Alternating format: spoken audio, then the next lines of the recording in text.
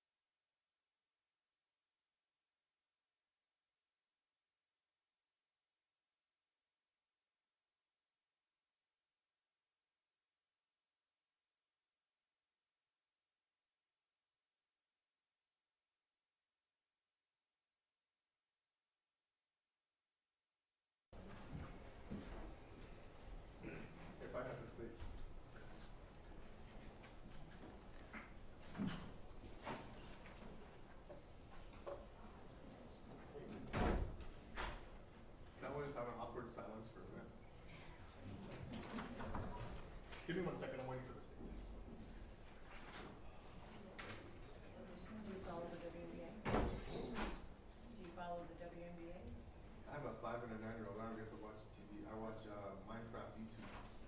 Oh, you're in that stage. I can tell you what JJ is doing. Minecraft. Are they saying 6, 7 years? 7 and 6, 5 and 9. No. Are they saying 6, 7? I don't know. What do you mean? That's what they are. That's all they. It's all they say. I just literally want one to sit on my lap at all times because I don't get to see him every day. So I can do they watch whatever they want to talk about. Yeah, my 15-year-olds don't have anything to do with me. And that's the day I agree with it.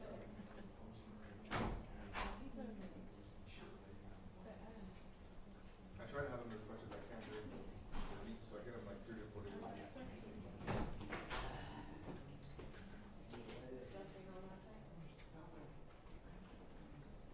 I got the movies and I watched like 7 times.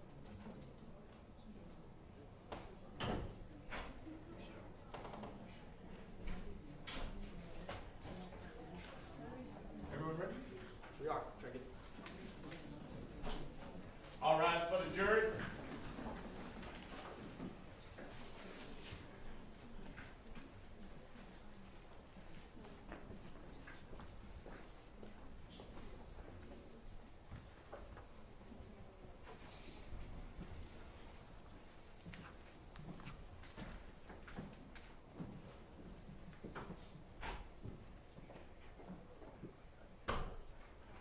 May be seated. Stay, please call your name. St. Paul's Dr. Jarvis.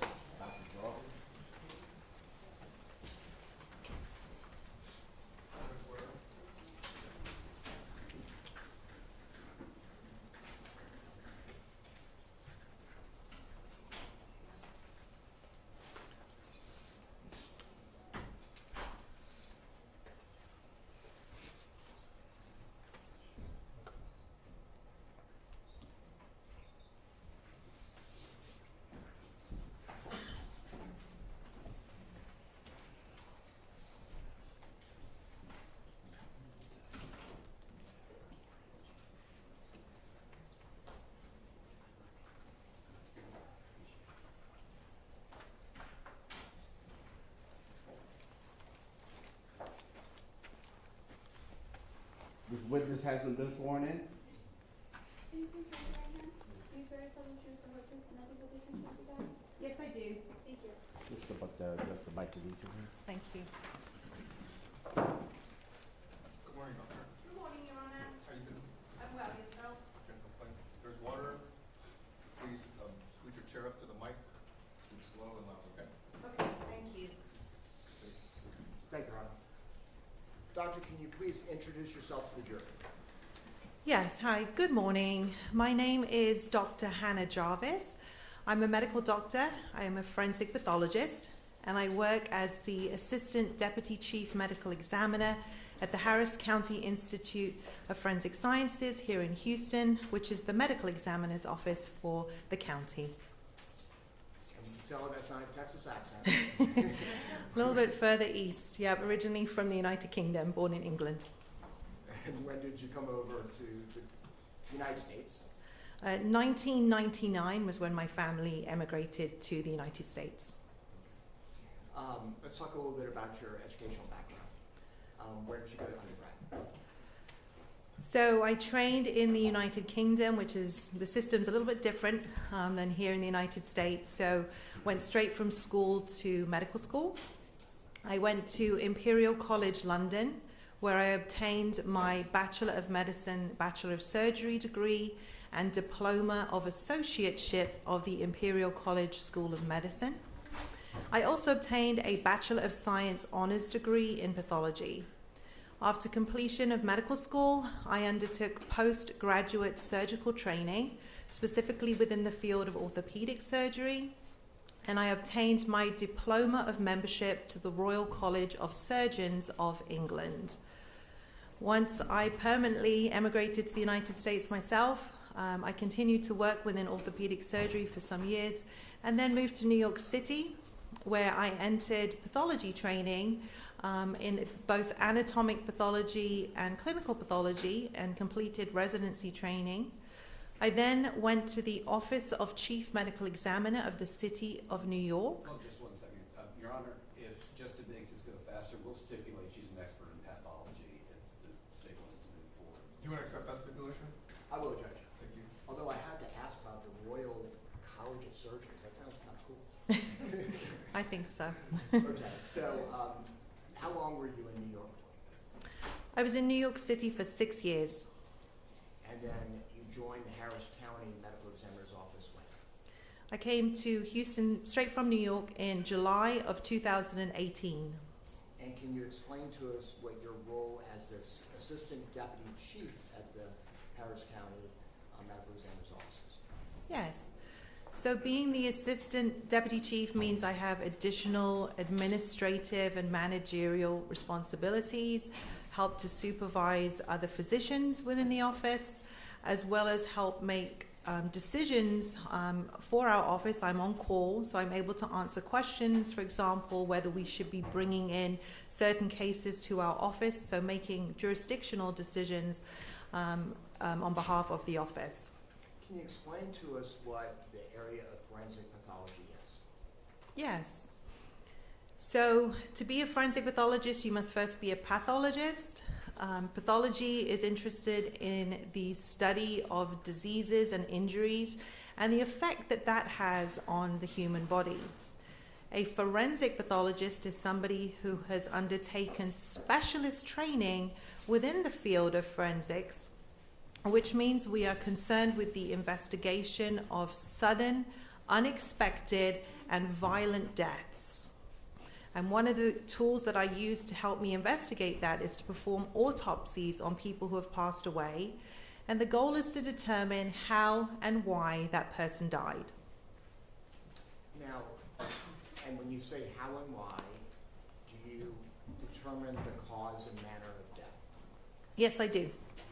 And can you explain that to the jury so they understand? Yes, so the cause of death is how that person died. What was the disease or injury process that caused their death? So, for example, did somebody die from cancer? Did somebody die from a drug overdose? Did somebody die in a car crash? So what was the cause of their death? Compared to the manner of death, which is the circumstances surrounding the death.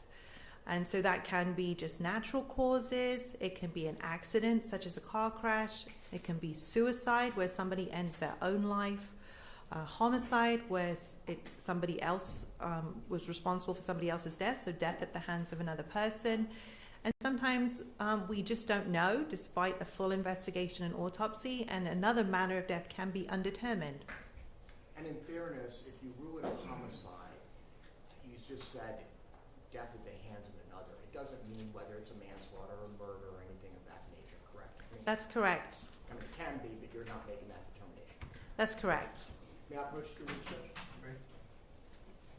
Now, Doctor, in your role as Assistant Deputy Chief, you also supervise other medical examiners. Is that accurate? Yes, that's correct. And I'm going to show you State's Exhibit 66. Do you recognize it?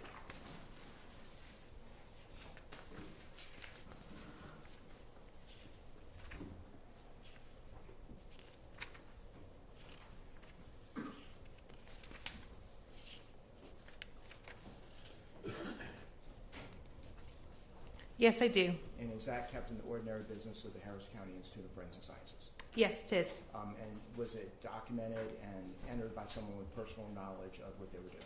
Yes. And it kept at the exact time, right? Yes. And this is a copy of the original that is at the Harris County Medical Examiner's Office? Yes, it is. And are you the supervisor of this and approved this autopsy? Yes. Okay. I think by agreement, I'd offer State 66. Have your opposing counsel with any objections? No objection.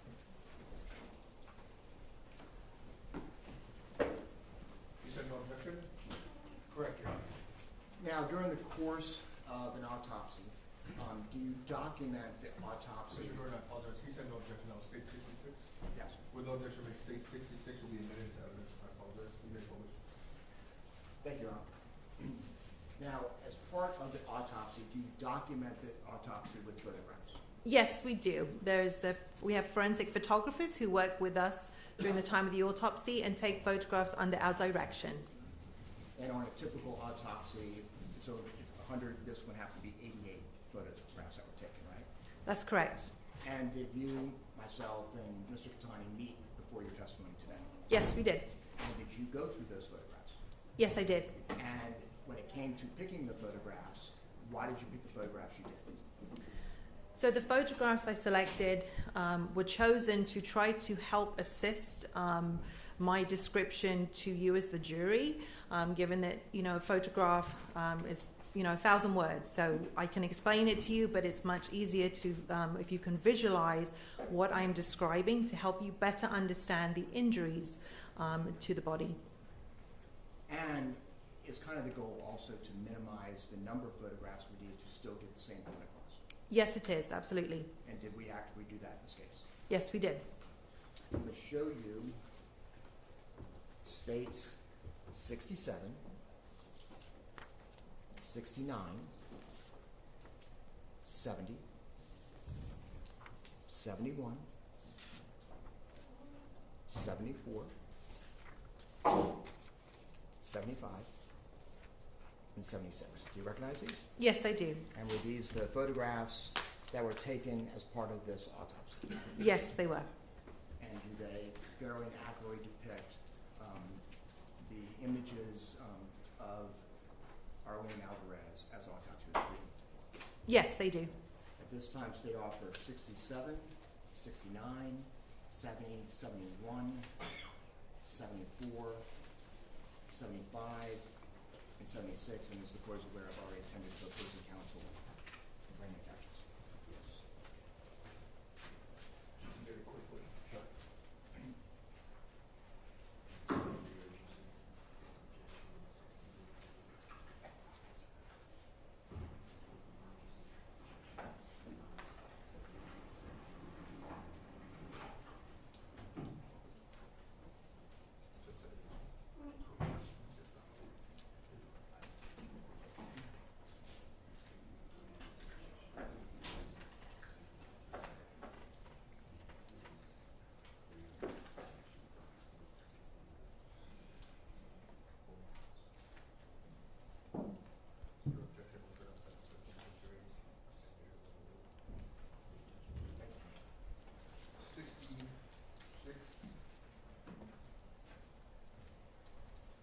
Four, 75, and 76 will be admitted to evidence. 69, 70, and 71 will be admitted to evidence over objection and may publish. Doctor, can you explain what a unique case number is when it comes to the Harris County medical exam results? Yes, so every person's body who is brought to our office is assigned a unique number. And what that means is there is a number given to that body that will never be repeated either that year or ever again. And so the case number usually starts with M and L, which stands for medico legal. The next two digits are the year that the autopsy was performed, so the year that that person's body came to the office. And then the last four digits are just it's sequential. So if you happen to be the first person coming to our office, you'll be 0001. And over the course of the year, we typically see between 5,000 and 6,000 bodies who come to our office for examination. And so it will just run sequentially throughout the year, and the number will never be repeated. And Arlene Alvarez was assigned ML 22-805. Is that right? That's correct. And does that mean that she was the 805th autopsy conducted that year? Yes, that's exactly what that means. Now, can you tell us her general health and condition that she was in? Yes, so on the day that Arlene was examined at the Harris County Institute of Forensic Sciences, her body was well preserved, meaning that it wasn't starting to decay or decompose and break down. Aside from the injuries that she sustained, she was otherwise in good health with no underlying medical conditions that were either known about before the autopsy or that were observed as part of the autopsy examination. Now, can you explain what is considered an identification photo that you take in every autopsy? Yes. So every person has an identification photograph taken, and that means it's a photograph similar to what we would have on our passports or driving licenses. So a photograph that clearly demonstrates the head and neck area of that person, so that we may use it for identification. So for example, if we could show that photograph to that person's family, they may be able to recognize that person in a photograph. So it's for identification purposes. And in this case, it was State's Exhibit 67, is that right? That's correct.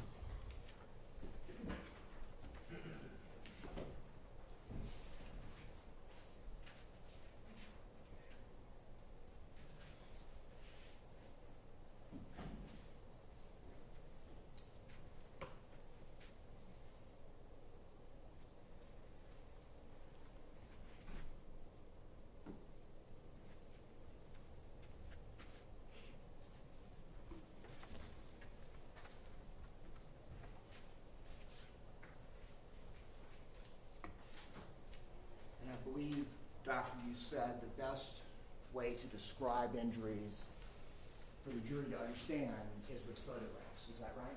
Yes, that's correct.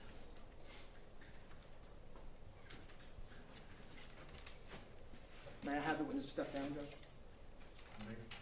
Okay. What's your stuff, please? Thank you. Your Honor, may I move just so I can have Of course. Whatever you want.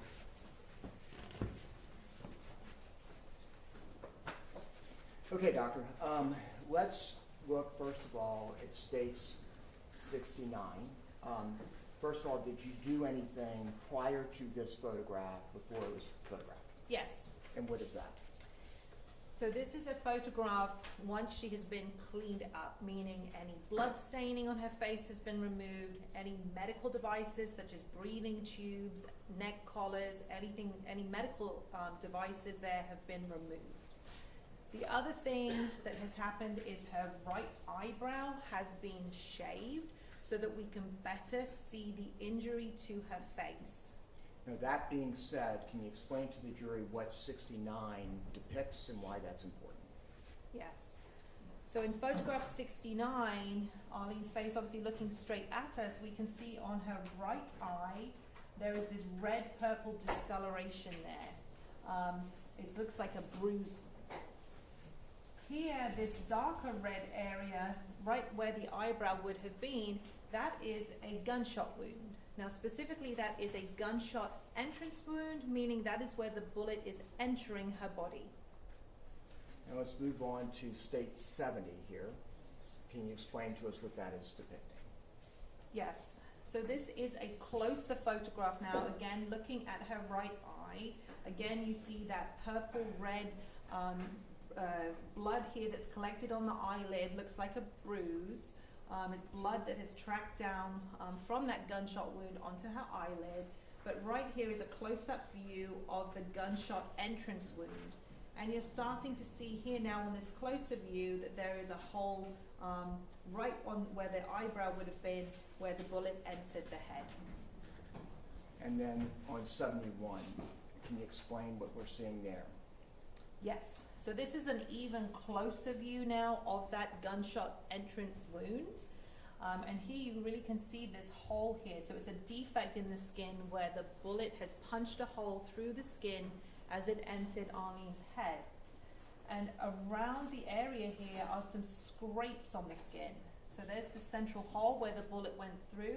And this is scraping or abrasion on the skin right next to where that bullet entered her head. So this is a much closer view to show you the detail on that gunshot wound. And when you say scraping, what do you mean by that? So scraping on the skin is a type of blunt force injury where there's a force being applied to the skin, much the same as I'm sure we've all scraped our knees or elbows on something. That's called an abrasion. And so that can happen exactly in this situation as a bullet is entering the body. It's also scraping on the skin as it enters. Now, can you explain to us what pseudo-stippling is? Yes. So when we talk about stippling, we're either talking about gunpowder stippling or something called pseudo-stippling when we're referring to these photographs. So let me start there. And I know you don't have it here, but as a distinction, you said gunpowder stippling. What would that be? Yes, so when a gun is fired, it's not just the bullet that is coming out from that muzzle.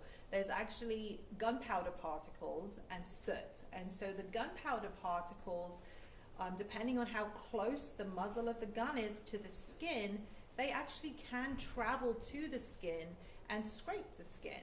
And that's usually about 2 to 3 feet away. So anything further than that, the gunpowder particles can't travel that far. But within about 2 to 3 feet, depending on the gun and ammunition, you can get some of these gunpowder particles that come out with the bullet, and they're unburnt gunpowder particles. And they will strike the skin and cause tiny little scrapes. And they look like small red dots, and they surround a gunshot entrance wound.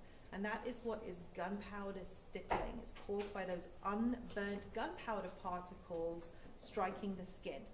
So in a different type of case, that would show that the firearm was close to the body or the person when they were shot. That's correct. Now, the pseudo-stippling, what is that in comparison? So when we talk about pseudo-stippling, that's telling us that something is mimicking it. Something is mimicking gunpowder stippling. Something that I see on the skin that could look similar to gunpowder stippling, but it's not caused by gunpowder particles. Something else came with that bullet and struck the skin, causing scrapes. And that can be anything if the bullet passed through glass, if the bullet passed through wood, like a door or something. It will just take those particles of glass or wood or metal or whatever it might be along with it towards that person. And it will also scrape the skin and cause injury. But it will not look the same. It can look very similar sometimes, and sometimes we will see embedded particles of glass or metal in the skin too, but it's not gunpowder that's causing it, it's something else. That's why we call it pseudo-stippling, because it's mimicking it, but it's caused by something very different. So hypothetically, if the bullet went through a door and shattered some glass, and that glass shattered, that would be consistent with what you're seeing? That's absolutely correct. However, there's some time elapsed, including medical care. So did you see any glass or anything of that nature when you're doing the autopsy? No, none was documented. Okay. So now let's move on to 74, because I believe you thought that this x-ray was the best way to describe what is happening once the bullet enters the body. Is that right? That's correct. Okay. Can you explain what you're seeing there? Yes. So this is a radiograph. It's basically an image that is taken with x-rays. So much the same, if any of you have been to have chest x-rays or arms or ankles x-ray, this is exactly the same thing.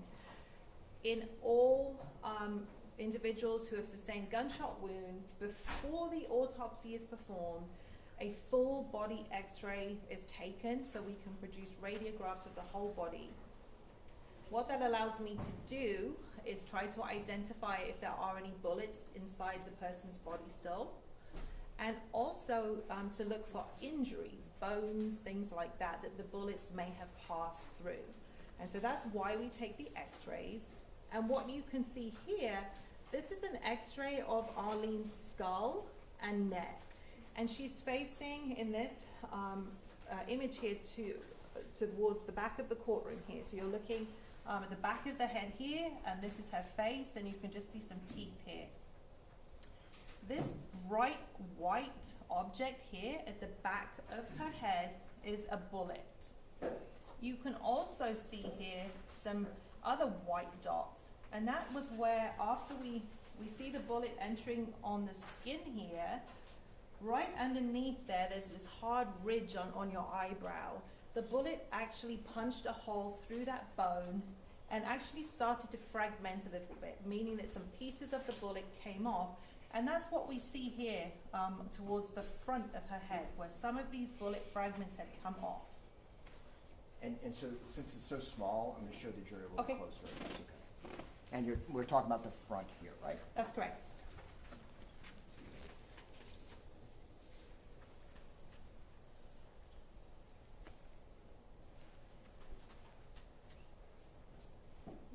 Judge, just for purposes of the record, I just want to note that the prosecutor has the poster board that has the photographs, and he's standing along the bar of the jury box.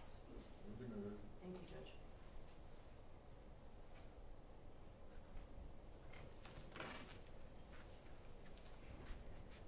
doctor, can you tell us what happens when that bullet entered the head? Yes, and so, as we can see here, it goes right through that region of the right eyebrow, and as I showed you on the skull, it's punching a hole through that front part of the skull.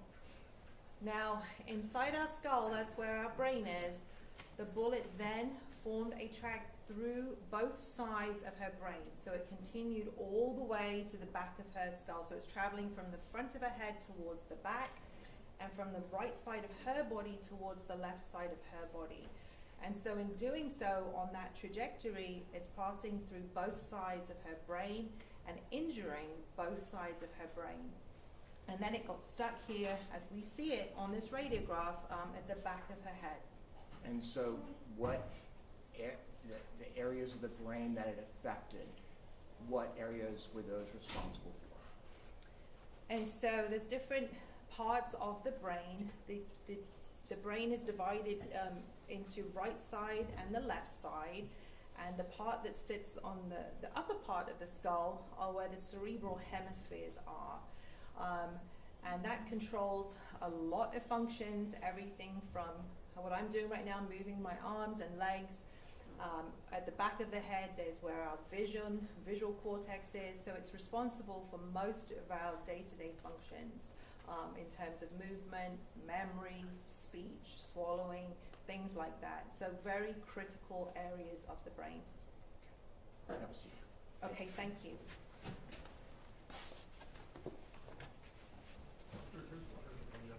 Oh, yeah, thank you.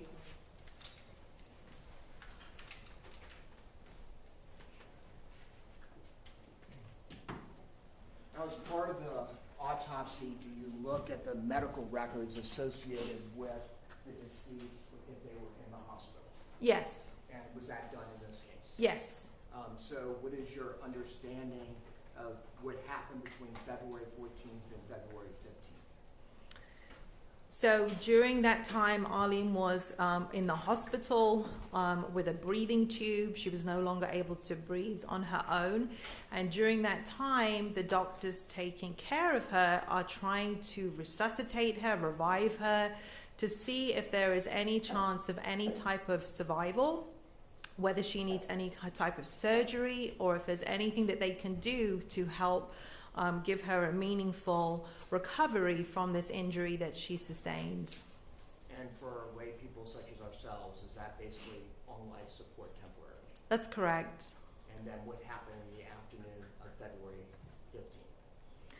Yes, so on February 15th, which was one day, the following day after she had sustained that injury, it was determined that she was no longer alive, meaning that she was brain dead from this injury. She was not able to recover from this injury to her brain.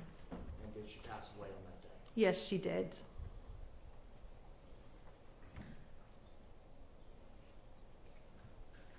So, and doctor, is a firearm a deadly weapon? Yes. And what was the determination of the cause of death? That Arlene died from a penetrating gunshot wound of her head. And what was the manner of death? Homicide. I pass the witness, Judge. Focus. No questions from this witness. Next witness, be excused. Yes, please, Judge. Thank you. Continue. Okay. Thank you, Rona. And we did appreciate the accent. Oh, Pay attention to it. thank you. Is the jury okay, or everyone's fine? Next witness, please.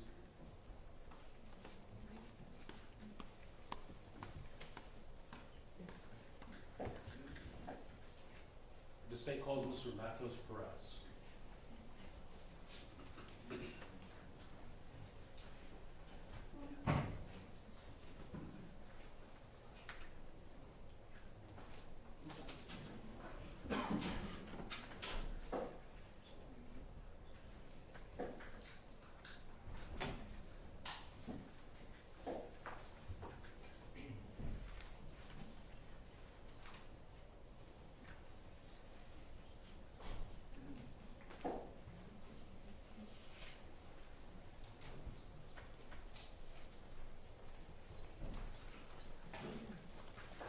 witness hasn't been sworn in. Good morning. Can you swear him? Do you swear to tell the truth, the whole truth, and nothing but the truth, so help you God? I swear. Thank you. Let's step up there, just the mic to meet you. Good morning. Morning. Can you do me a favor, speak loud, roll closer to the mic, speak slowly, and Ms. Wiltshire, the court reporter, is staring at you. That's her way of saying you're speaking too fast. Yes, ma'am. Yes, sir.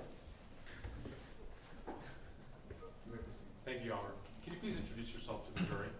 Good morning. My name is Jose Matos Perez. I'm a crime scene investigator with the Houston Forensic Science Center.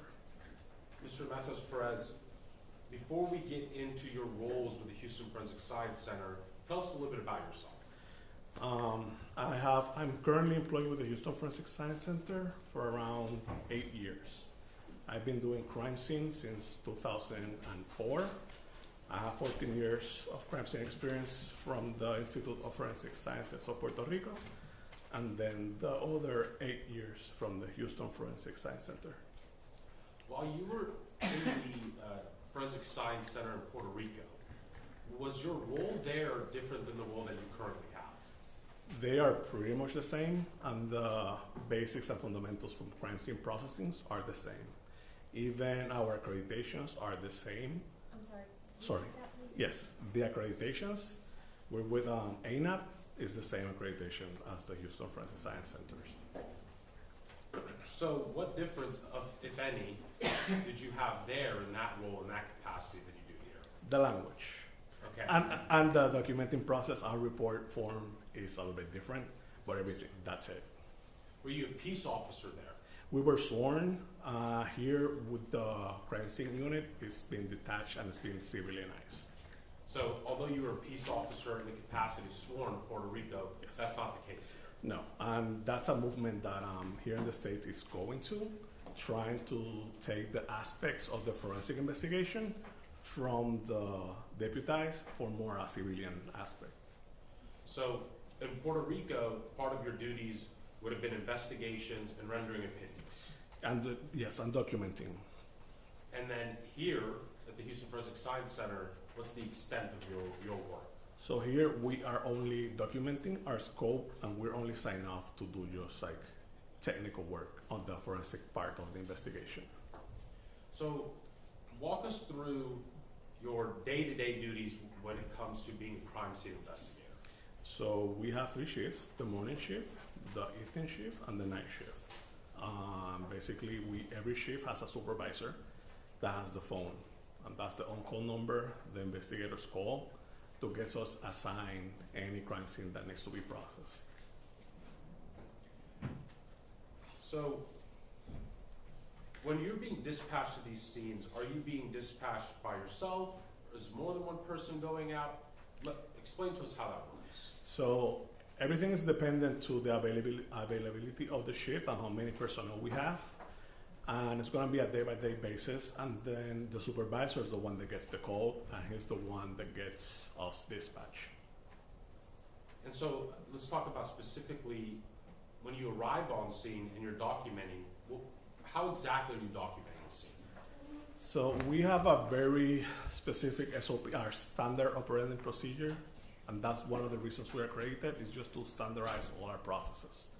So basically we have to start making overall pictures just to show the size of the scene, possible entries and exits, and then go from the bigger aspect just back and narrow it down, and also do mid-range just to show the relationship of the evidence between themselves on scenes, and then close-ups. And then we got another, if we're 2, we have an assist that is the one providing the sketching. As part of your SOPs, are you allowed to provide opinions or engage in hypotheticals? No, sir. So as part of your SOPs in documenting the scene, would it be fair to say it's photographing and collecting physical evidence? Only documentation and collecting evidence, that is correct. Oftentimes, after you've completed your documentation, submitted your case file, do crime scene reconstructionists obtain those items? That is correct. Crime scene reconstructionists would do things like trajectory. I'm going to object to the leading form of the questions, Your Honor. I can rephrase, Judge. Just rephrase, that was one thing, but. Absolutely. Are you allowed to do trajectory? We are not allowed to do trajectory. Our job is only the documental part of the forensic investigation, just documenting and collecting evidence, just the technical aspect of the crime scene. So when you arrive on scene, which people are you making contact with? Everything's dependent on the scene. Sometimes we're there and the homicide investigator or any detective, they're not there, and we ask the primary officer. And if the detective's there, we'll just talk to the detective. Are you arriving on scene and reviewing surveillance video? No. We are, sometimes if the investigator requests it, we take the DVR out and submit it to the multimedia division, and they're the ones doing all the extraction.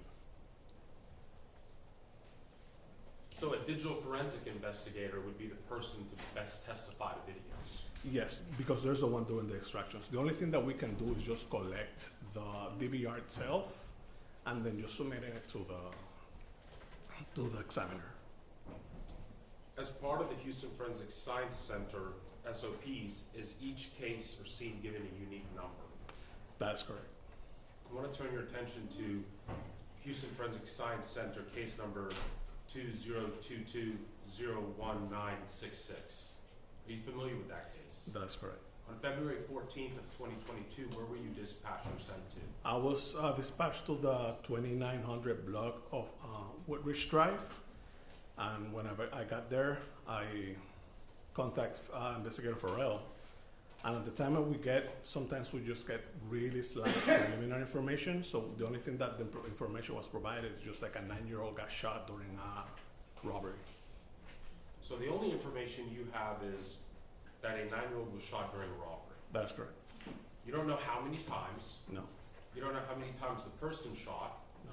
You don't know if more than one person shot. That's I correct. object, Your Honor, to the leading form of the question. If you could ask the question and let him answer them in the narrative. With respect to leading, it's going to be sustained. I just don't compound your question. Are you aware of whether or not only one person shot or 2 people shot? At that time of the scene processing, we didn't. Are you aware of how many times a person may have shot? No. So are you aware of how many cartridge cases you're looking for? No. As part of your SOPs, are you investigating the scene or just documenting it and then relaying that information, collecting it? We're documenting the evidence and collecting evidence. Did you document that scene? That is correct. How did you document that scene? On this scene, I was the primary investigator, so I was in charge of doing the photographs and the evidence collection. And then we have also my partner, Amir Mitchell, that was, his duties was to do the sketch. May I approach the witness, Your Honor?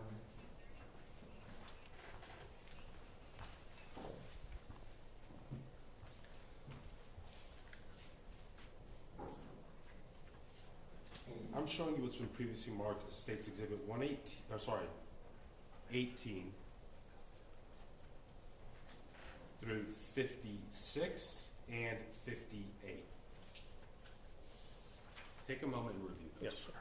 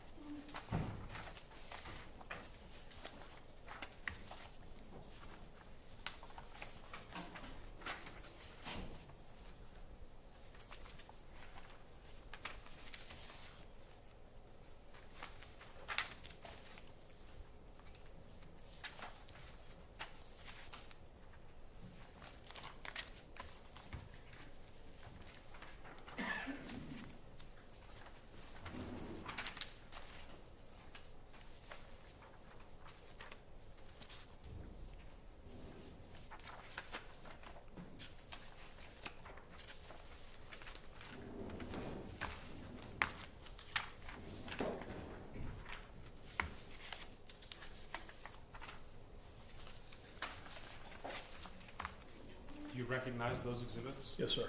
How do you recognize them? Those are the pictures that I took of the night of the scene. I'm going to show you what's been marked as State's Exhibit number 16. Take a look at it. Let me know if you recognize it.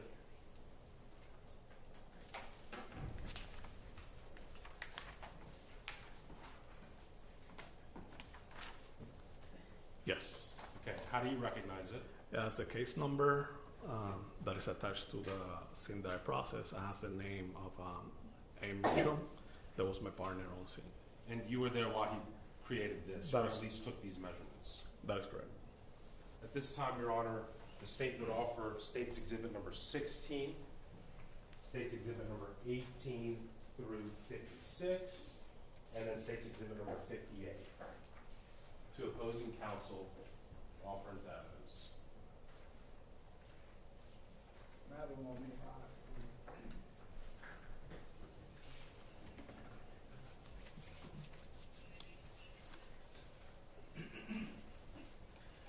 And while he's reviewing that, may I ask the witness another question, Your Honor? Sure. No, hold on, let him review it first. I would object to that. I do appreciate your efficiency though.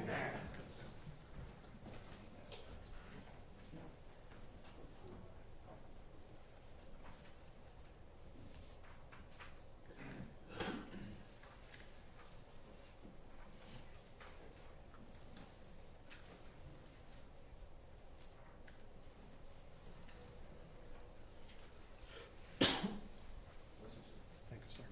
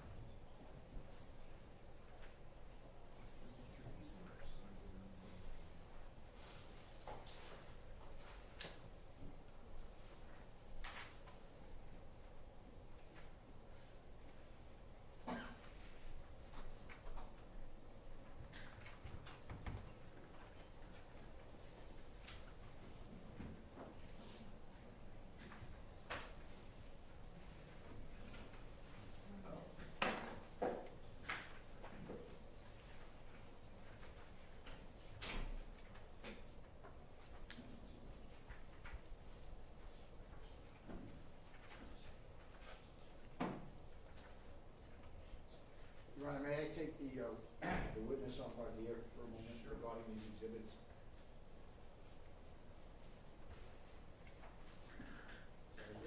Yes, sir. Oh, I'm sorry, Your I'm Honor. sorry, I thought you heard my short. I'm sorry. I apologize. Mr. Matos, just a couple questions. There's a lot of pictures here, and they reflect different degrees of lighting out there, so I just have a couple questions Yes, for sir. clarification. Do you use artificial lighting when you're taking these pictures? at No. night? Okay. Is there a flash on the camera? So no, I mean, some of the pictures appear to look differently. May I approach, Your Honor? You may. And I just want to have a better understanding of it, yes, sir. okay? Do you adjust the aperture on your camera at all? Not only the aperture, the exposure time, and the shutter speed. That's what I'm getting at. So basically, if some of these pictures appear lighter or darker than one another, it's because you have the ability to adjust your camera accordingly. Yes, sir. And what's the purpose of that? Is that so that you can capture maybe finer details or something that might not be visible? Yeah, can I explain real quick? Yeah, I want you to. So I want to understand it. there are multiple ways that the camera operates. The main three important settings are going to be your aperture priority, your shutter speed, and your ISO. ISO is basically telling the camera how sensible I want you to be for light. So that's one of the ways we can set up the camera. And also, just think of a knife. The camera is only trying to capture light just to create that image. So I can tell the camera, when you got a shutter speed that is gonna, when I press the button to take the picture, it's gonna open and close real fast. I can tell the camera, I want you to open and close slower. That way we are getting more light into it. That's gonna be your shutter speed. That's how you control more light, especially on darker scenes. That's how I just try to adjust it. There are multiple ways.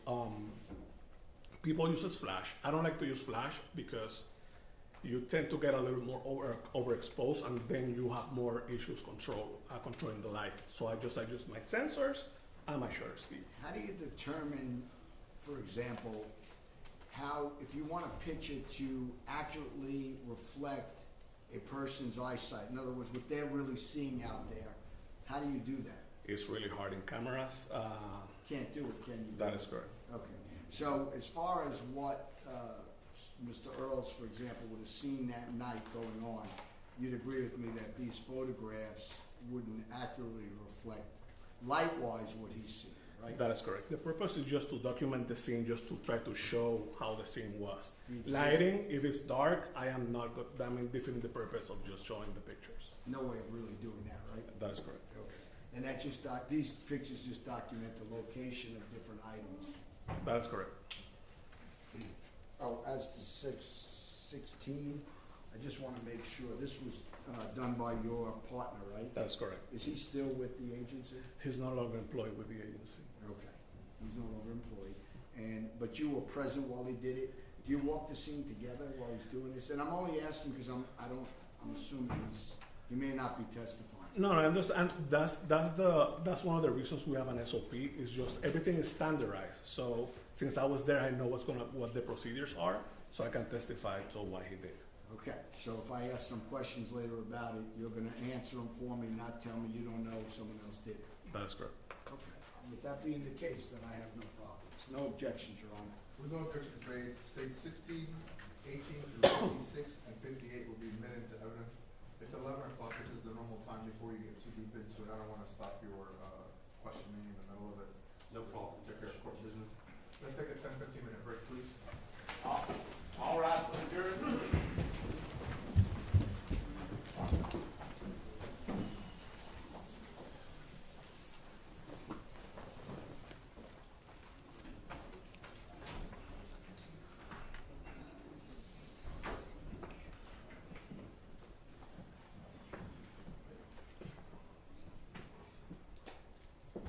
Let's get Mr. Higuera to handle that business.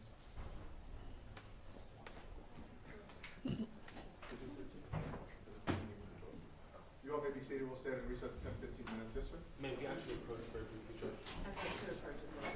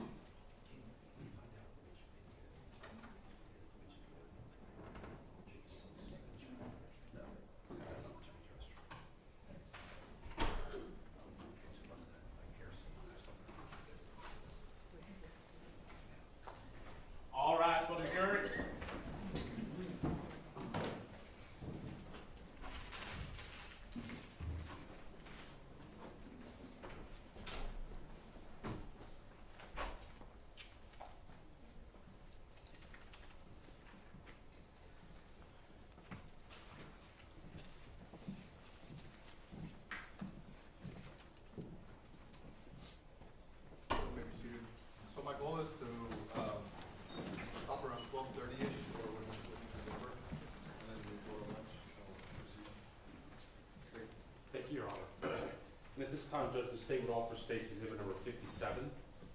One says no objections, Your Honor. With no objection, State 57 will be admitted to evidence and published. Thank you, Your Honor.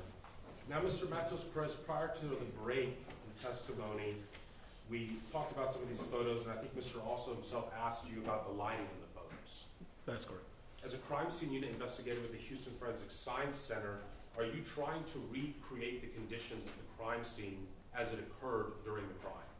I'm trying to document the scene, and we try to be as accurate as possible, but sometimes the nature of the scene doesn't allow us to just do that. The scene was dark. If I try to take dark pictures, I will not try to depict how the scene was. I'm trying to just show how the scene was when we got there, but I need some lighting to show that in my pictures. Would it be better suited for a crime scene reconstruction expert to take those kinds of photos? That is correct.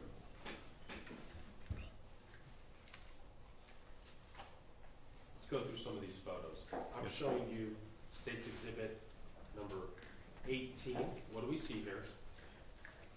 That's an overall picture of the entrance of the Chase Bank. So walk us through the difference between an orientation photo, a mid-range photo, and a close-up photo. Overalls are basically I'm trying to show how the scene was, the size of the scene, and the possible entries and exits to and from the scene.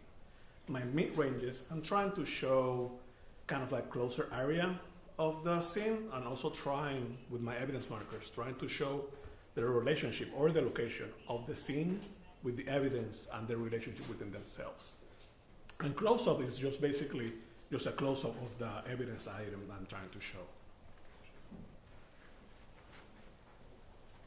State's Exhibit number 19. That's a picture of the entrance of the Chase Bank. State's Exhibit number 20.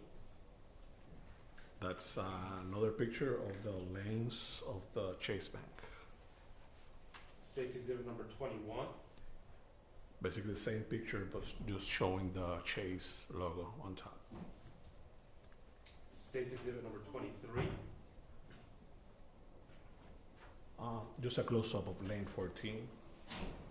Okay. And why just lane 14? Because after we start searching, that's where the evidence we found was located. And so this was after an initial search? That is correct.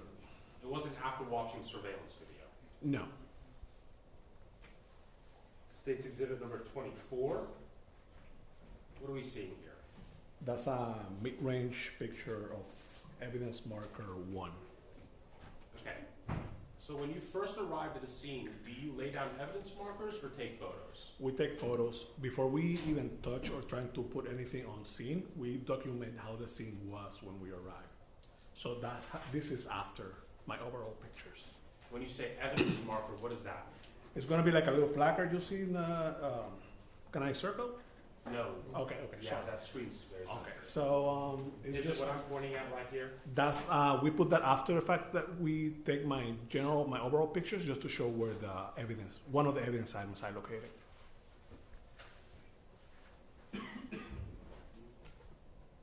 State's Exhibit number 25.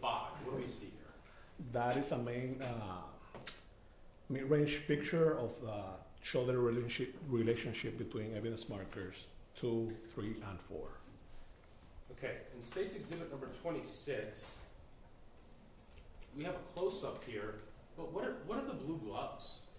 That was something that whenever we were there, they were just placed there.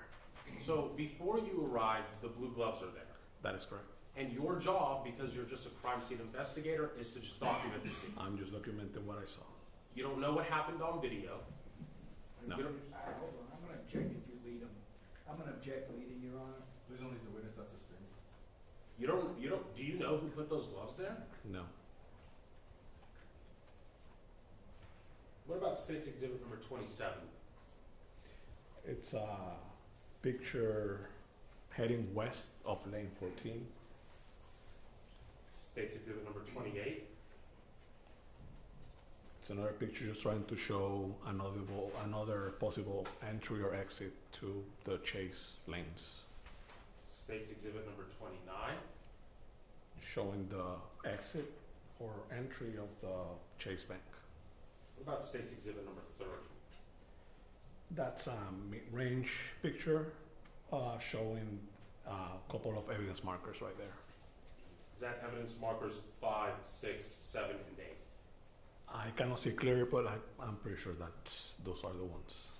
State's exhibit number 31. What do we see here? It's just the same picture, a different angle of the evidence markers. State's exhibit number 33. That's a picture of almost the eastbound lane and where some of the debris was located in relationship to the chase bank. State's exhibit number 34. That's a picture of showing the eastbound and westbound lanes, showing the debris that was found with the Ford F-150 that was on scene.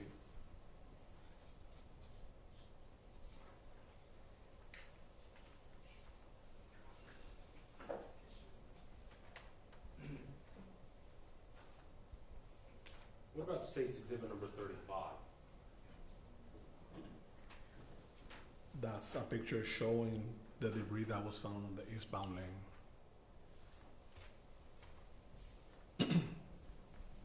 Now I want to show you state's exhibit number 37.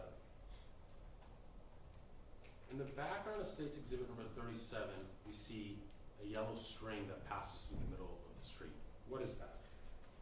That's gonna be the crime scene tape that the patrol put on the scene. In relation to the crime scene tape that patrol put around the scene, how far towards the tape or past the tape are you searching for physical evidence? I'm searching, and this is my method. I try to search 100 feet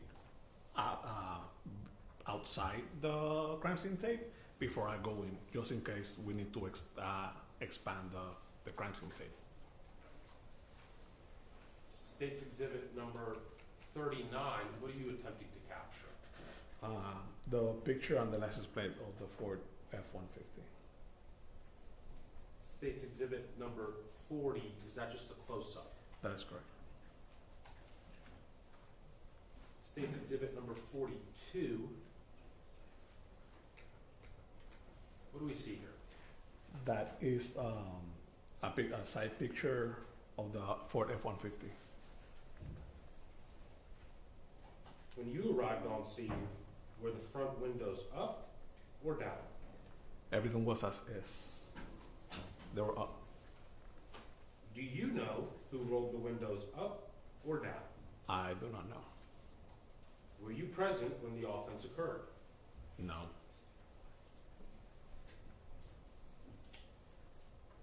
State's exhibit number 47. And then the close-up, state's exhibit number 48.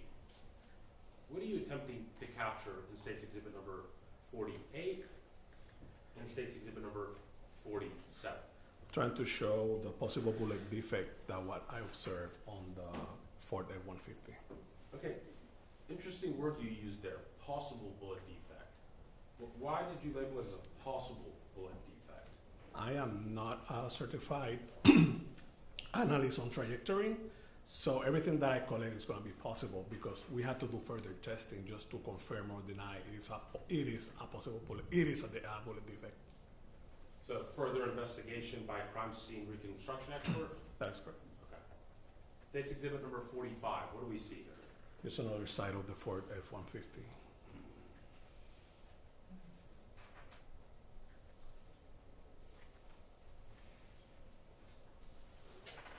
We see something, appears to be a liquid under state's exhibit, the truck in state's exhibit number 45. What is that? Correct.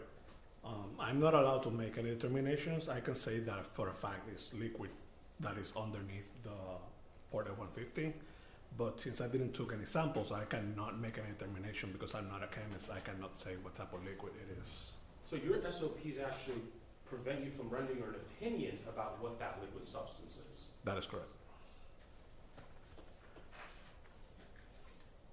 Let's go back to State's Exhibit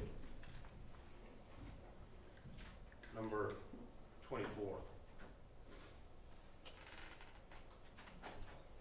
That was the mid-range or overall shot of of evidence marker number 1 that we see here in State's Exhibit 50. Yes, that's a close-up picture.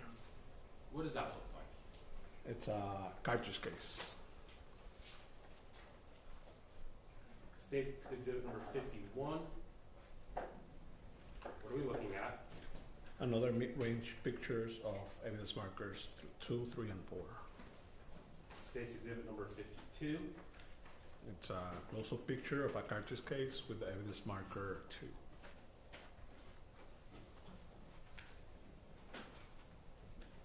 State's Exhibit number 53. It's a close-up picture of a cartridge case with the evidence marker 3.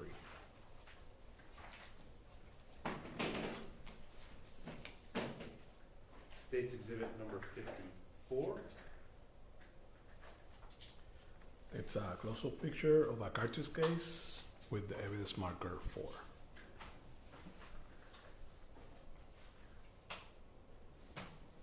State's Exhibit number 55. What are we looking at here? That is a close-up picture of a projectile marked with the evidence marker 5.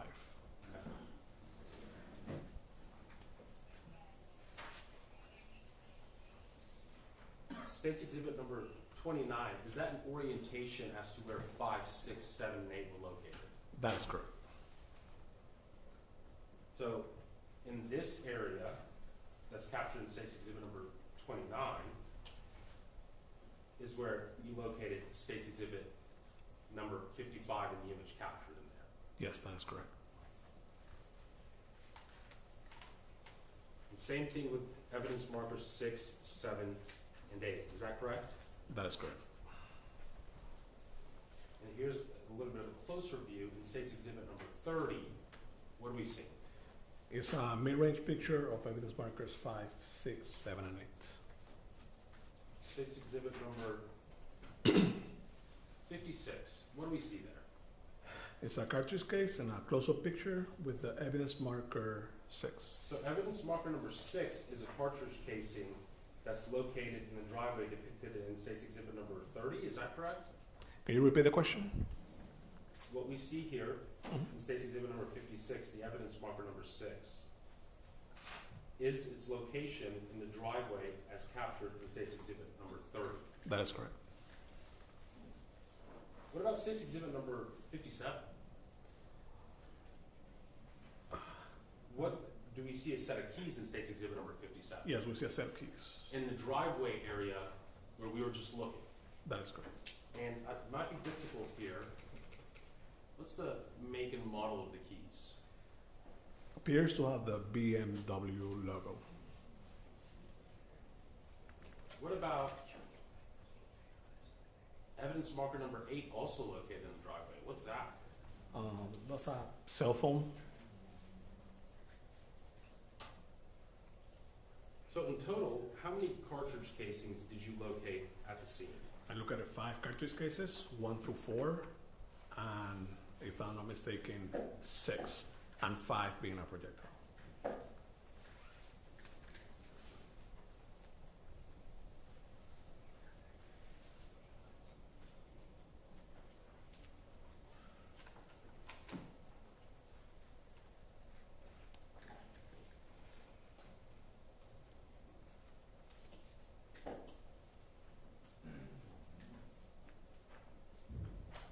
Previously, you testified that as it pertains, and we're looking at State's Exhibit number 46, that crime scene tape we see here on the right side of State's Exhibit number 46. Did you search in that area for physical evidence? Yeah, we actually, we divide, my partner and I, and for example, we usually use a linear pattern. I will search with the westbound lane, he will search the eastbound lane, we'll try to go in par, just like walking in a straight line. Did you locate any spent cartridge casings between what you documented and around that tape? No. And that would include the sidewalk that's running near the chase? That's correct. But to be fair, you only located 5 cartridge casings near the ATM, is that correct? That is correct. Does that mean that you may have missed some at the sidewalk or the ATM? Your Honor, that calls for speculation. If he knows the answer to the question, he can answer it. And this is really typical, and that's one of the things also it's also done.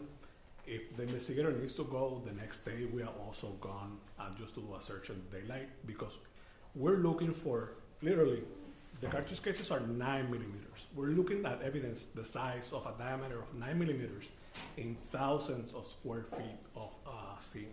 So it's likely that something can get missed. For example, additional cartridge casings? That is correct. And did you collect the physical evidence that we just reviewed photos of? That is correct. May I approach the witness, Your Honor? I'm showing you what's been marked as State's Exhibits number 59, 60, 61, 62, 64, as well as 63.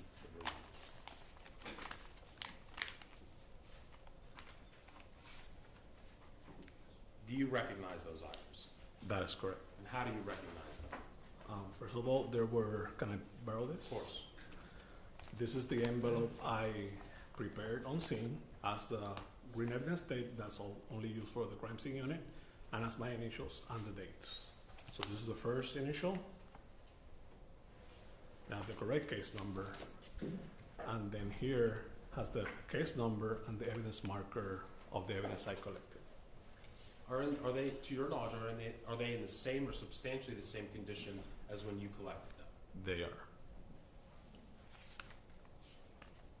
And to be clear, each one of these exhibits states 61 through 64, sorry, 60 through 64, have your initials, the dates, the case numbers, and all the information relating to this case. That is correct. At this time, Your Honor, the state would offer State's Exhibits 60 through 64. I don't have any objections, Your Honor. No objection made, state 60 to 64 will be admitted into evidence in your publication. Thank you, Your Honor. So in State's Exhibit number 56, we see EM6. And where did you locate that cartridge casing? If I'm not mistaken, it's going to be on the outside on one of the entrances of the Chase Bank or exits.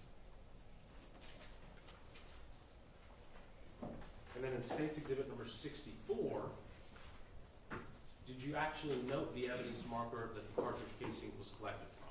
That is correct. And did you do the same for every one of the other evidence markers and the cartridge casing or projectile that you collected? Yes.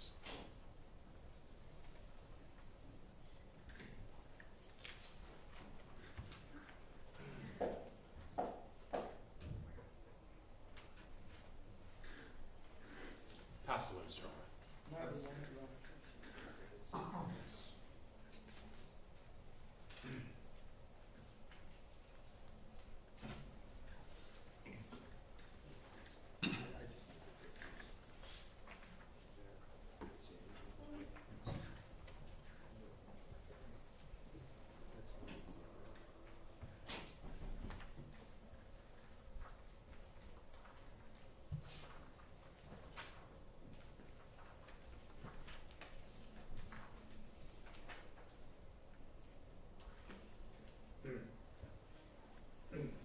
So, I guess I could say good afternoon. Good afternoon. Santos Perez, how you doing this morning? I'm doing good. Thank you for asking, sir. I have a couple of questions. I don't think we've ever met, have we? We haven't had the pleasure. You're a pretty straight down the middle kind of guy. You tell it like it is, right? Yes, sir. Okay, as a matter of fact, I think your training manuals tell you that you're not supposed to have any bias either way. That is correct. They don't refer to you as an evidence collector. Your title is crime scene investigator, right? That is correct. And you are a licensed crime scene investigator, correct? I am certified by the Houston Forensic Science Center as a crime scene investigator. Great. As a matter of fact, I think my notes reflect not only that, but you've been doing crime scene work since 2005. 4, Yes, so 20, 1 Wow. years.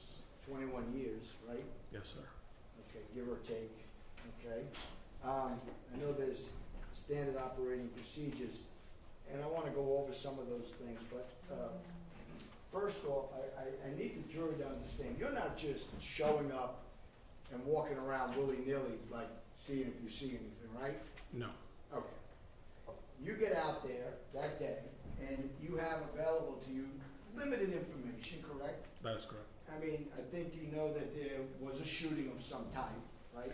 That is correct. And I think you refer in your report, you knew something about a theft having occurred in an ATM, right? A robbery was, a robbery. Well, I'm gonna get, eventually you found out that it was a robbery, right?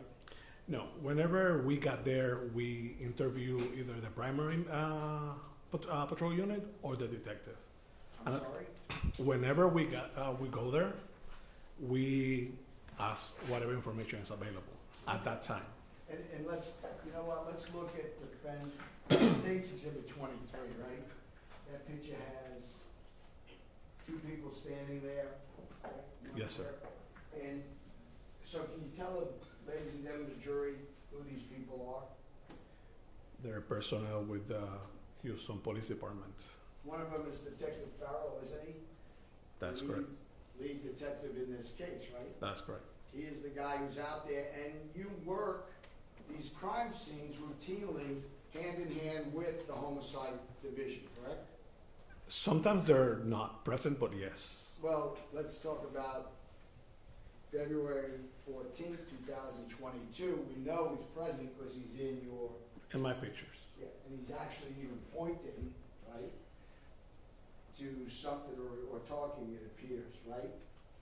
Yes. Okay, do you know who the guy is on the right? I do not know. Okay. So you have the benefit, when you're out there, of having a homicide detective assisting you in determining what it is you need to collect. Isn't that true? It's hard to answer a premise that is partially correct. So I cannot categorically say yes or no. Well, just hypothetically, for example, in this case, somebody told you to go over to the truck and shoot a picture of what appeared to be a bullet hole, right? No, negative. You just did that on your own.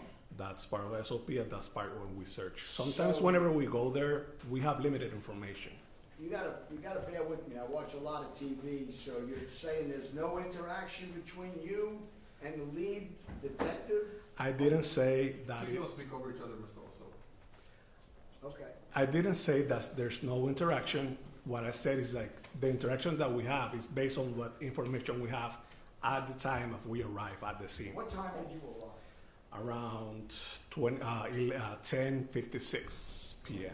Were there still uniformed officers out there holding the scene? They always have to be there while we process the scene.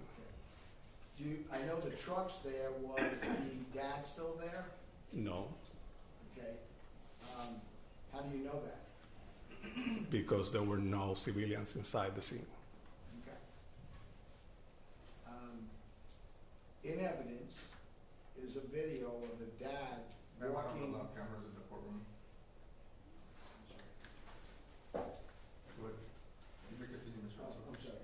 In evidence, already the jury saw it, there's a body-worn camera of an officer walking, the little girl's dad is walking him through what happened, and he shows that officer where, he believes Mr. O was standing at the time he fired at their vehicle. Did anybody talk to you about that? The only information that I got when I got to the scene was like a 9-year-old got shot during a robbery. That was the information that I got when I got to the scene. Okay. And obviously you were looking for evidence from, for example, what we see in this picture, and the scene went all the way to the truck, right? And past the entrance, so yes. Yeah. Well, in other words, if you don't know how the shooting went down, and you have a truck with a what appears to be a bullet hole in it, then obviously you are gonna work your way back. You know there's shell casings near the ATM, correct? Correct. And you know you have a truck that stopped a ways away, okay, with a alleged bullet hole in it. We'll say that for now because that's all you know it to be. So obviously, if you're gonna do your job correctly, you're gonna walk between the truck and the ATM location and look for evidence, right? Yes. As a matter of fact, I think there's photographs where you see a lot of stuff on the ground and you shoot pictures of it, right? Correct. Okay. So here's what you would have to agree with me in your defense when you get there. You don't know how the robbery went down, right? Correct. You don't know how much time elapsed, correct? Correct. Between the robbery and the shooting, right? Correct. And you don't know how many people were involved in the robbery, how many suspects committed the robbery, correct? Correct. And you have no information about the path that the robber would have run after holding Mr. Earls up at gunpoint and his wife and took off. We know that from the video, but you don't have that information available to you. Correct. And so it's safe to say no one, without that knowledge, no one, none of the detectives or anybody else ever directed you to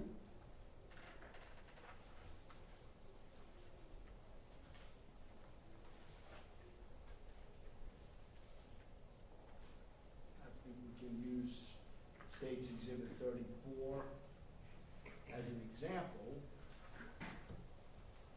Then clearly, I'm gonna go like this and see if it works. Back here, okay, toward, along here, no one directed you to look over there for any spent bullets, cores, fragments, or shell casings, correct? That question actually the DA asked, and I told them that we search 100 feet outside the tape, and then inside the tape we do a linear pattern. So yes, actually the area was searched.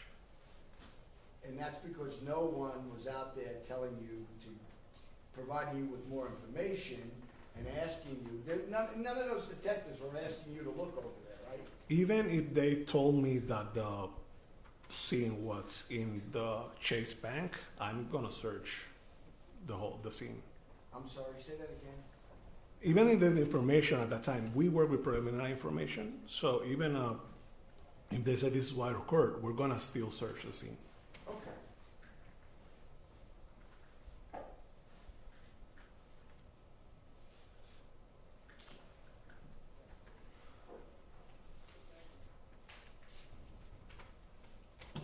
Before I get ahead of myself, I want to show you what's been marked as defense exhibit number 2. Between there, approach the witness from. Yes, sir. You recognize these, I'm sure they do.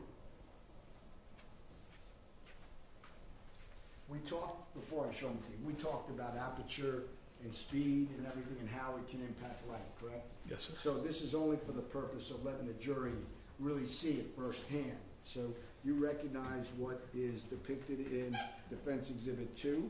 Yes. And that's a picture you took, right? So you recognize it? Yes. And that's 3, correct? Defense Exhibit number 3. Yes. And they both accurately reflect how you saw it that night when you took the different pictures. Yes. And I guess it appears that the aperture is different, correct? Yes, that's correct. Give me a moment, I have to go over here and show Yes, them sir. to counsel, and then I'll... Let the record reflect, Your Honor, that I'm tendering to opposing counsel Defense Exhibit number 2 and 3. If these are photos that Mr. Matos Perez took, Judge, we have absolutely no objection. With no objection made, defense 2 and 3 will be admitted into evidence and may publish, sir. Thank you. So, Mr. Matos Perez, in furtherance of kind of clarifying to the jury or actually giving them a first-hand opportunity to see how aperture does affect the lighting, okay? Let's first look at, let's go down. Yeah, thank you. So, in this picture, okay, you took this picture, right? Correct. You chose an appropriate, or what you thought to be the aperture that you wanted to use at that time, right? Correct. Now, you'd agree with me that defense exhibit number 3, and I can't get them both together, but you'd agree with me that in this particular instance, past the edge of the bank here, the wall appears to be dark, right? Correct. Okay. And then when you compare it to defense exhibit number 3, you'd agree with me that looking at that now, there's a much lighter, it appears to be that same image appears to be lighter to the side of the bank, correct? Correct. And I show this to you simply to provide the distinction that can be affected, again, with photography, right? Correct. Do you have to take any formal training in photography? We have to take formal training in photography, and we have to get signed off on forensic photography. And what type of camera are you using? For that one, it was a Nikon 7000. It's a nice camera, isn't it? A little bit dated for the time, but yes, really nice at that time. Is that your camera, or is that officially It's units? it's the Houston Forensic Science Center equipment. You get to take it home with you? No. Can't take any family? I'm gonna photos? object, Judge, this is not real. I'm just asking. Move on, sir. I'll move on, Your We Honor. will take nice birthday pictures, but no, I can't. Okay, you know, I mean, some people get company cars, I'm just curious if you get. Sadly, this is not the case. Let's go forward. Let me show you. Mic before and I know you shot a lot of different angles, if I may approach Your Honor. Yes, sir. Mr. Matos Perez, you recognize this exhibit, defense exhibit 4. And again, really it's for the purpose of lighting and kind of showing things. You know, hold on, look, keep that door, look at that Yes, for sir. a moment, will you?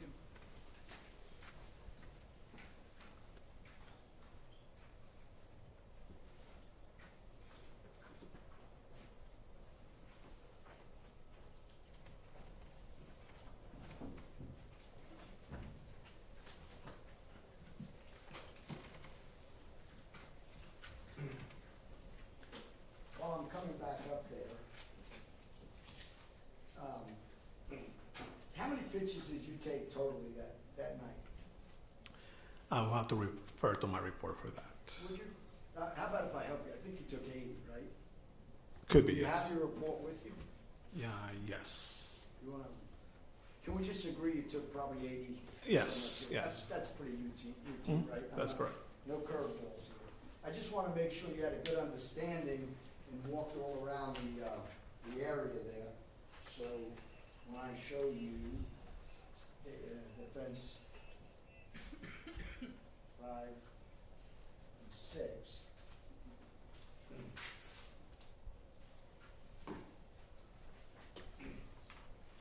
Let me start with 4 first. You took that picture, right? Correct. Okay, so you're familiar with it. It accurately depicts how it appeared that very night, except for however your camera The adjusted settings. the light. Okay.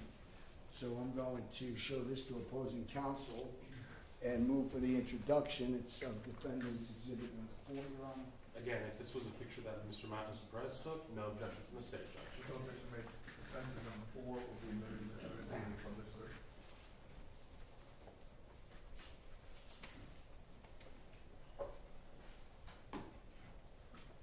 Just show that. So you'd agree with me that what this photograph shows is a perspective from just further down the street, okay? Would you agree with me that that's what you were trying to show? Correct. Okay, no problem. Now, I'm gonna show you the fence 5 and 6, and I'll tell you up front, you didn't take these pictures, okay? So I'm not misleading anybody. All I want you to do is ask you if you recognize, first of all, they're daytime photos, right? So they're not gonna reflect and and I'm not in any sense of imagination trying to argue that they reflect that. But what I'm more curious about is that the sign that was there that night? Looks like it. Okay. And the trees, and I think as a matter of fact, I can bring your photographs up if you need them to compare. I remember, yes. Okay. So these accurately show the signs and the trees Yes. that were out at the Chase Bank? Okay. Let me show this to you, opposing counsel, see what they think. 5 and 6. He didn't take them. What do you think? What do I think about defenses 5 and 6 daytime photos? No objection to daytime photos, Judge. There's no objection made, defenses 5 and 6 will be admitted into evidence. May I publish, Your Honor? You may, sir. So, let me ask you this question. I'm gonna publish this. And what I wanna know is, I know you didn't do the diagram, but for example, okay, you'd agree with me that this picture clearly was taken with, my back towards the ATM, right? Looking down the street at the sign? Looks like it. Okay, so you'd agree with me that there's areas behind the signs and the trees that you can't see in this photograph, right? Correct. Because the sign and the trees, they block my sight line, don't they? In this picture, yes. Okay, now, did you or Mr. Mitchell, who did the diagram that night, did you get the dimensions of that sign? I will have to see Amir Mitchell's sketch. Yeah, let's look at Mitchell's sketch, okay? Let's do that. Here it is. This guy here, here's his sketch. You'd agree with me, he doesn't even put the obstacles. He doesn't even put any of the fixed environmental factors into the sketch, right? That's not the purpose of the sketch, but I'm sorry? that's not the purpose of the sketch. The purpose of the sketch is just to document where the evidence is. Okay, well, let me put it to you this way, okay? They're prosecuting my client for the offense. Judge, I'm gonna object, argumentative. Let me see where your question, ask your Yeah, question. I mean, I was just gonna say, certainly, let me put it this way, okay? If they're going to judge, if you're going to judge a person on what they saw on a night in question, what they perceived, then certainly it would be relevant to know if they could even see through the sign and the trees. Objection, argumentative, objection to the fact that he said he can't answer hypotheticals. He's an expert. He is a crime scene investigator. If you can answer the question, you can answer the question. Can you answer that question? Yes or no? Yes, yes. I mean, But I need to explain. well, hold on a second. Yes, sir. Ask a question, Mr. Oso. I'm gonna ask you, Judge, I wanna give him a hypothetical because he is a crime scene investigator. So, for example, if I'm down here, see me over here? Or right over here? Yes, sir. Okay? And if there was a sign between me and you, a couple trees, some leaves, you with me? Yes, sir. Okay. Would it be significant to identify the items blocking my view? That's why I will document that in my pictures. Okay, but Mitchell didn't diagram them, correct? Because that's not the purpose of the diagram. So yes, he didn't measure it. The And purpose no of one measured the circumference of the trees, nor did you guys measure the sign, right? because yes, it wasn't measured because it's not relevant, and the purpose of the sketch is just to Well, put.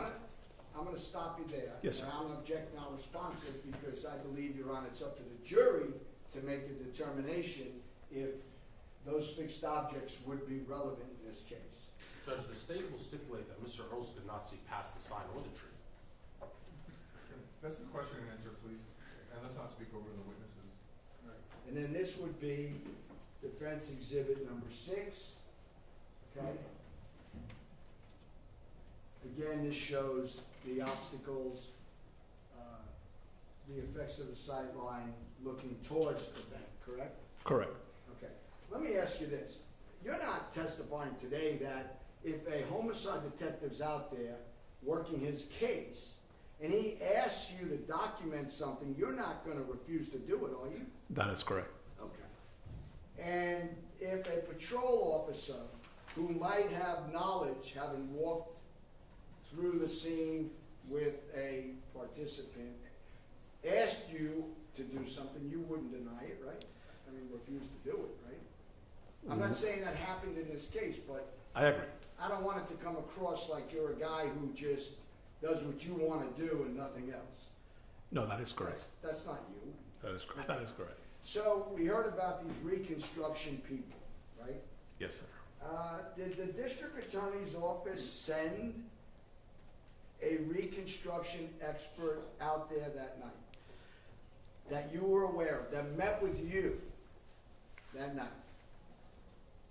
I cannot answer a wrong formulated question, and I can explain further. An equivalent of your question will be, can you tell me yes or no, did you did an autopsy of the scene? You could explain. Okay, so the purpose of the reconstruction, that's what I'm trying to explain about the sketch.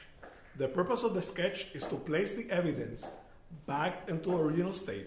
That way, if we need to go to do a reconstruction or a recreation, then we can do it, and then we can explain all those questions that you're asking. That is the purpose of the sketch. Okay. However, Ms. Moore made reference to the fact that there's things you can't do, that would be left up to a reconstruction expert, correct? Correct. At any point in time out there that night, did anyone come up to you and introduce themselves as a reconstruction expert from the district attorney's office? No. Okay. Did you ever happen to meet a Celestine Rossi out there that evening? Did she come up and introduce herself to you? No. That night, while you were out there in the dark, did the district attorney's office show up out there, or any of their representatives, and fly any drones overhead? No.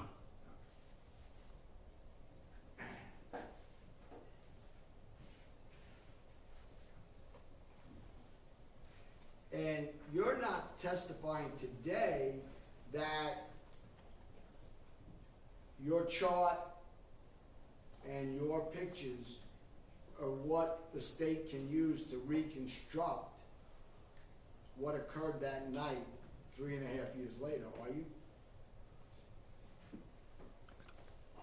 Could you repeat the question, please? Sure. Well, first off, we know from the very language of Mr. Mitchell's diagram and report, I think you're all required to indicate that all of these measurements are approximations, correct? Correct. Okay. For example, are you familiar with this? Do I need to bring it up? No, I'm familiar with it. Okay, so I want to ask you a couple questions. Like, when he says, for example, the reference points are these support beams here, okay? R1, RP1, RP2, right? Yes, sir. Okay. Now, you were out there, and you know that those support beams, their reference points, they're actually like about 2 feet by 2 feet wide, right? I mean, it's not just a little pole, right? Correct. There's support beams. And I'm sure based on your 21 years of experience, if you're going to use something as a reference point, an actual reference point, then you have to know from where on that 2 foot by 2 foot circumference, or whatever you want to call it, square, rectangle, you have to know exactly the precise point that they measured, for example, the location of each of the spent casings, right? Correct. That's what, I'm sorry, answer that again? Correct. Okay. And you reviewed this and you know that Mitchell didn't do that, right? So how we measure, especially, we use reference points. I'm sorry? We use reference points. Sure. We look at the center of the reference point. You can have a 10 by 10 pole. We are going to measure from the center of that reference point. And then we're gonna do a linear measurement from the reference point. So you're saying it's not from a corner, it's from the center? It's all gonna depend on this case, since you use, it all depends also on the method. If you're using triangulation, you're gonna use the corners, or you can use, all depends on the reference point. On this case, we are gonna use the center of the Fair reference enough. point. Is that identified in the report? No, that is not. It's not.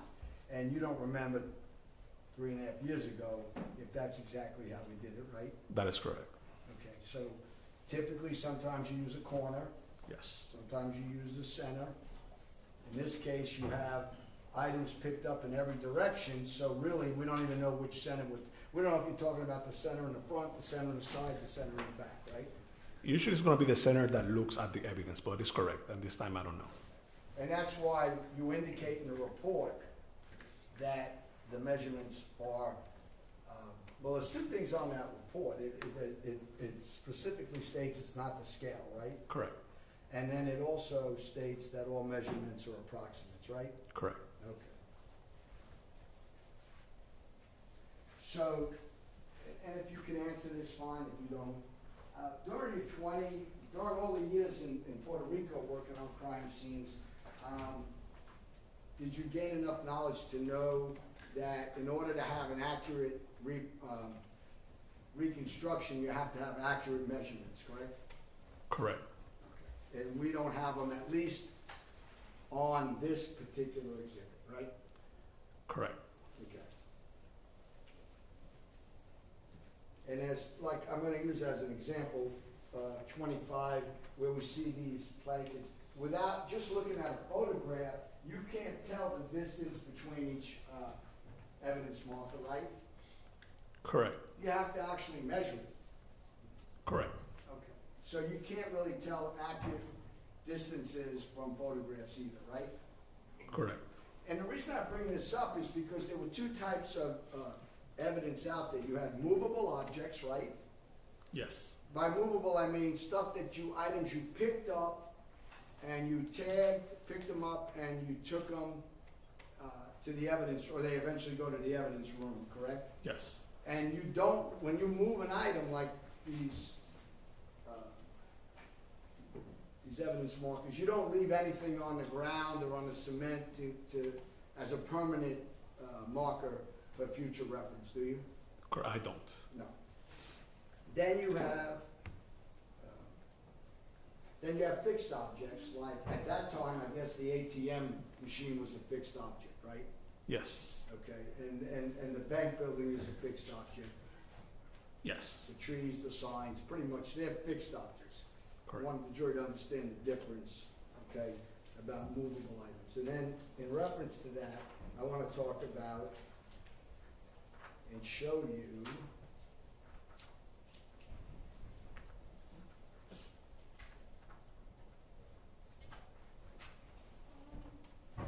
okay, this is the State's Exhibit 46 is the truck, okay?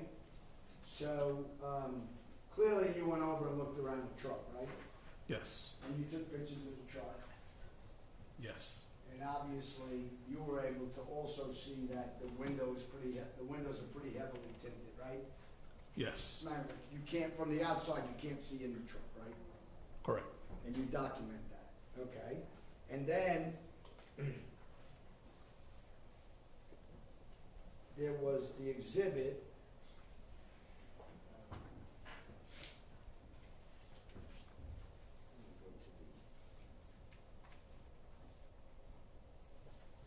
Let me do it this way. I'm going to bring this up to you and ask you this question. I saw one exhibit, one picture that you said appeared to be a bullet hole, correct? Possible bullet defect. Yes. Possible bullet hole, okay. That's fair enough. Take a look at these. Tell me where the other bullet hole is, or if you saw another bullet hole, based on your review. Yes. If it's not in my document in these pictures, then I saw that possible bullet defect. Just the one. Correct. Because there was testimony by a responding officer that he thought he saw another bullet hole in the bed of the truck, or the back portion near the bed of the truck. You never saw that, right? Correct. And you never documented that, right? Correct. Okay, there's also testimony, and this is important. There was testimony that at some point, Mr. Earls had his gun out, and the testimony was he was shooting rapidly. You can object. Go ahead. Yeah, Judge, I'm gonna object, violation of the rule, this witness's He's an testimony expert, as it Your Honor. pertains to that 7 Are you giving him a hypo or something? I'm sorry? Are you giving him a hypo? Yeah, okay. Or is that a hypo? I'll do it as a hypo. He said You're you an could- expert. Well, Judge, if I may, he said he couldn't He said he answer could. hypos. Can you If I- answer hypos or not? Um, Why don't you hear the question? If you can answer I'll the answer the hypo, question. answer it. Hypothetically, okay? I'm gonna do it this way. Hypothetically, if, I tell you that I shot at this jury box, boom, boom, boom, boom, boom, boom, boom, boom, okay? You're a crime scene investigator, you wanna see if that's an accurate statement, right? So you look for evidence. So you go up you go up and you look around and you see, if you see bullet holes, right? correct. Okay, so you had an opportunity to inspect the front of the truck, did you not? Correct. As a matter of fact, you took, well, here, I'm sorry, may I approach him, you left them up here. You actually took photographs of the front of the truck. Correct. Let's look for them. We can do this together. In case you see it before me.